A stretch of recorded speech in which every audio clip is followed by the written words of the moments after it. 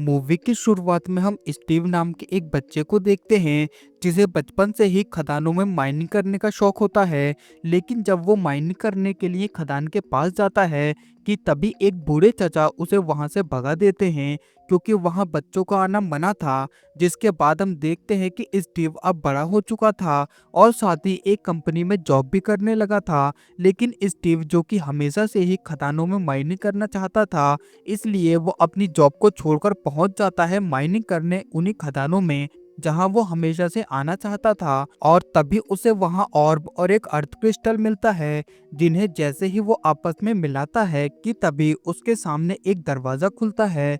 और स्टीव जैसे ही उस दरवाजे के अंदर आता है कि तभी वो पहुंच जाता है एक अलग ही दुनिया में, जिसे कहा जाता है ओवरवर्ल्ड, जो कि दिखने में काफी सुंदर होता है। और यहाँ आने पर स्टीव के अंदर भी कुछ पावर्स आ गई थी जिनकी मदद से स्टीव जो भी चाहे वो यहाँ बना सकता था। और तभी उसे वहाँ डेनिस नाम का एक वुल्फ डॉग मिलता है, जिसे स्टीव एक हड्डी देकर अपना पालतू बना लेता है। जिसके बाद स्टीव डेनिस के साथ मिलकर ओवरवर्ल्ड में अपना खुद का एक शहर बना लेता है, जहाँ वो डेनिस और बाकी सभी के साथ काफी खुश होता है। जिसके बाद हम देखते हैं कि स्टीव को एक अनकम्प्लीट दरवाजा मिलता है, जिसे जैसे ही वो पूरा करता है कि तभी वहां एक और पोर्टल ओपन हो जाता है।